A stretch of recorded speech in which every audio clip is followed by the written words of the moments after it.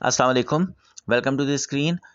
दोस्तों, get rich series की ये तीसरी वीडियो है और मैं गलत कह गया। गेट रिच सीरीज़ की ये चौथी वीडियो है। बहरहाल मैं नंबर बाहर लगा दूंगा, आप देख लीजिएगा।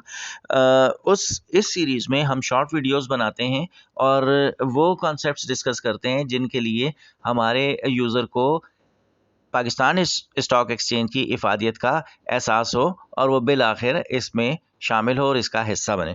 देखें, अपनी ज़िंदगी को प्लान करने के लिए जिस तरह आप जब किसी कॉर्पोरेशन में जॉब करते हैं और वो आपकी पी फंड डिडक्शन स्टार्ट कर देते हैं या ईओबीआई डिडक्शन स्टार्ट करते हैं, तो उसका मकसद दरअसल ये होता है कि आपको एक ख़ास इंटरवल और एक ख़ास पीरियड के बाद इतना सफिशेंट अमाउंट मिले जो उस वक्त आपके किसी काम आ सके।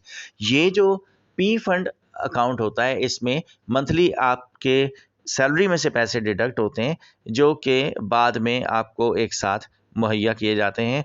नॉर्मली कॉरपोरेशंस उसमें जो आपका कंट्रीब्यूशन होता है उसका डबल करके आपको ये वापस करती है। अच्छा, अब मैं ये चाहता हूँ कि आप जिस कॉरपोरेशन में जॉब करते हैं आप उस पर रिलाई ना करें, बल्कि आप खुद से अपना पी फंड जनरेट करें। तो अब देखें ज़रा, ये मैंने आपके सामने कंपाउंड इंटरेस्ट कैलकुलेटर निकाला हुआ है। ये बड़े आराम से कोई भी कैलकुलेटर आप गूगल पर सर्च करके हासिल कर सकते हैं। अच्छा, अब ये जो प्रपोजल मेरा है वो ये है कि कंपाउंडिंग के लिए आप आज से अपना फ्यूचर प्लान करें। ज़्यादातर मैं जिस सेटअप में काम करता हूँ उसमें कुछ लोग मुझसे ज़्यादा सीनियर हैं, उन्होंने उस सेटअप पे 30-30 साल गुजार दिए हैं। तो अब फ़र्ज़ करें कि आप वो आदमी हैं जो आइंदा 30 साल के लिए अपने सेटअप में दाखिल हुए हैं, तो आपको सबसे पहले तो अपना अकाउंट किसी भी ब्रोकरेज हाउस में खोल लेना है। आजकल नॉर्मली बड़े-बड़े जो ब्रोकरेज हाउसेज़ हैं उनकी मिनिमम पेमेंट 25,000 रुपीज़ होती है, जिससे आप वहाँ पे अपना ट्रेडिंग अकाउंट ओपन कर सकते हैं। तो ये मैं इनिशियल बैलेंस दे रहा हूँ 25,000 रुपीज़। अच्छा, अब इंटरेस्ट रेट मैं यहाँ फ़िलहाल नहीं डाल रहा हूँ, इसको हम बाद में डालेंगे। मैं ये कह रहा हूँ कि आपने प्लान अपना करना है 30 साल के लिए, ये 30 साल हो गया। अच्छा, और ज़ाहिर है कि स्टॉक एक्सचेंज में जो मैंने सिल्वर इंडेक्स फ़ंड इससे पहले क्रिएट करवाया था, उसका हमने जो इंटरेस्ट रेट निकाला था वो 15% के हिसाब से निकाला था। तो सिल्वर इंडेक्स फ़ंड में अगर मैं इन्वेस्टमेंट करूं तो 15% का इंटरेस्ट तकरीबन मैं ले सकता हूं। और मैं अगर आजकल के हिसाब से कैलकुलेशन करूं तो कैपको का शेयर मुझे 28% से ऊपर का प्रॉफिट दे रहा है। तो मैं कैपको के शेयर में समझने के इन्वेस्टमेंट कर रहा हूं, या कैपको का अगर इंटरेस्ट कम हो जाएगा तो मैं अपनी इन्वेस्टमेंट को डाइवर्ट कर दूंगा किसी ऐसे शेयर में जो कि मुझे सबसे ज़्यादा इंटरेस्ट दे रहा हो। तो फ़र्ज़ करें कि मैं एक ऐसी कंपनी में इन्वेस्टमेंट स्टार्ट करता हूँ। ये 25,000 रुपीज़ से मैं ऐसी कंपनी के शेयर लेता हूँ जो कि मुझे 25% प्रॉफिट ईयरली देती है। अच्छा, अब मैंने इन्वेस्टमेंट की है 30 साल के लिए, 25% की मुझे अर्निंग होना शुरू हो गई है और इस पे मैंने कंपाउंड इंटरेस्ट करना है। कंपाउंड इंटरेस्ट का मतलब ये है कि जो मुझे प्रॉफिट आए उसे मैंने वापस रीइन्वेस्ट करना है, खुद यूज़ नहीं करना है।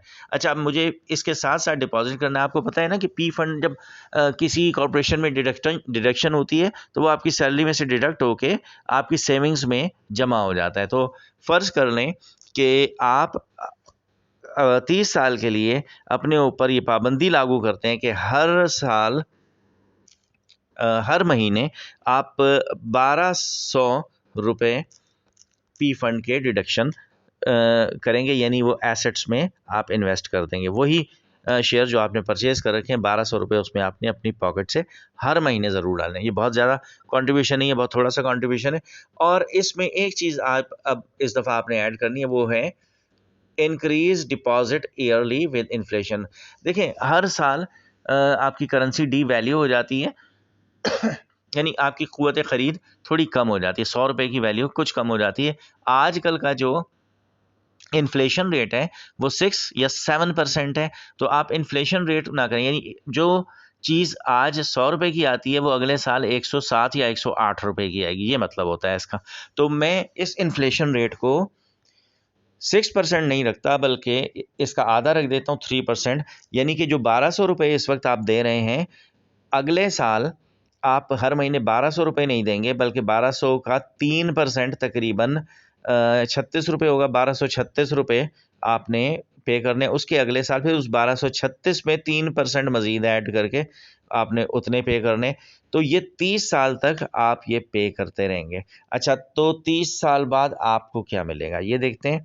अच्छा, अब ये फिगर्स आपके सामने खुल रहे हैं और ये फिगर्स खुल जाएँ तो फिर हम बात आपके सामने मज़ीद करते हैं।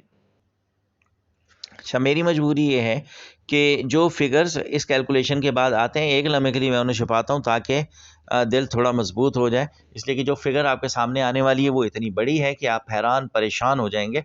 देखें, आप 30 साल में इन्फ्लेशन रेट के हिसाब से जो कंट्रीब्यूशन करने वाले हैं हर महीने जो पेमेंट करेंगे वो मिला के 30 साल में बनेगी।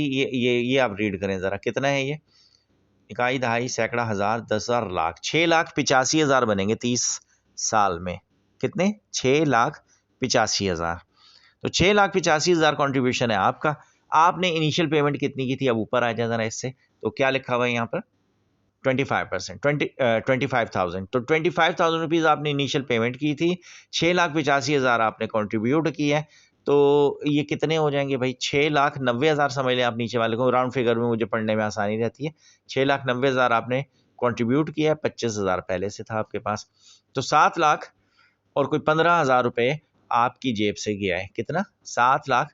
और आपको मिलेगा क्या 30 साल बाद? ज़रा देखें ऊपर,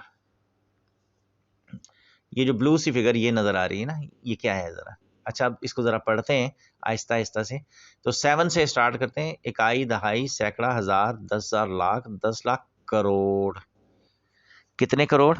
7,89,49,973 रुपये।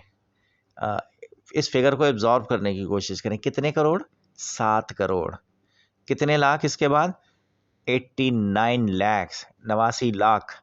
और उसके आगे 49,973 रुपये। कितने सालों के बाद? 30 सालों के बाद। बहुत लंबा अरसा है 30 साल, बहुत ज़्यादा लंबा अरसा है।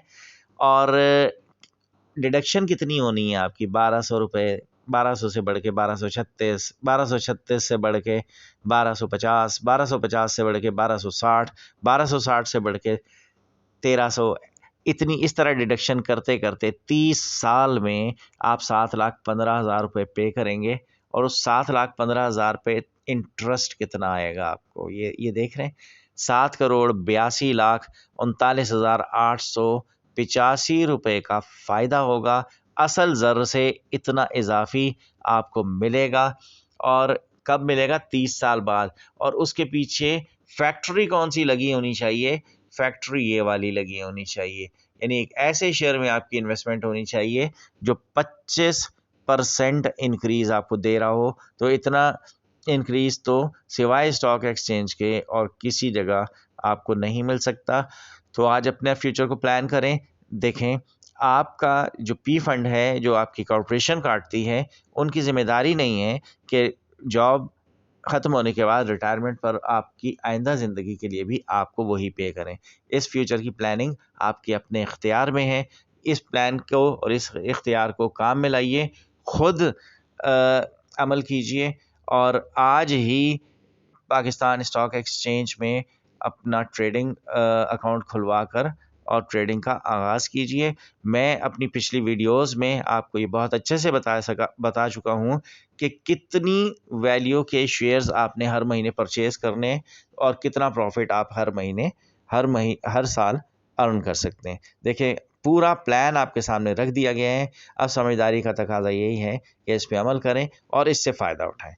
अच्छा, मैं ये जो मोटिवेशनल वीडियोस हैं जो PSX के हवाले से हैं, ये इस सीरीज़ की मुख्तसर सी वीडियो बनाने का मकसद ये था कि आप में ये रुझान पैदा करूं कि अगर आप स्टॉक एक्सचेंज में काम करते होंगे तो आपको टेल एंड पर जाकर बिल आखिर बहुत ज़्यादा प्रॉफिट होने वाला है। तो वो लोग, अब होमवर्क के तौर पे आप ये समझ लें, वो लोग जो समझते हैं कि अब उनकी ज़िंदगी के सिर्फ यानी अपनी प्रोफेशनल ज़िंदगी के सिर्फ 15 साल हैं, 15 साल बाद वो रिटायरमेंट ले लेंगे, तो वो इस जगह कैलकुलेशन में 30 साल की जगह 15 साल रखें और कैलकुलेशन करके देख लें कि उन्हें क्या मिल रहा है। अगर उस प्रॉफिट में वो इजाफा चाहते हैं तो उन्हें क्या करना चाहिए वो खुद सोच लें।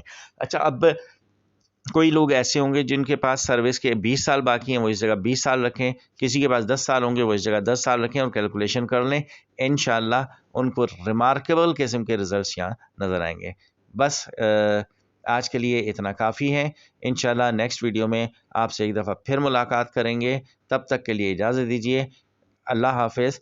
पाकिस्तान जिंदाबाद।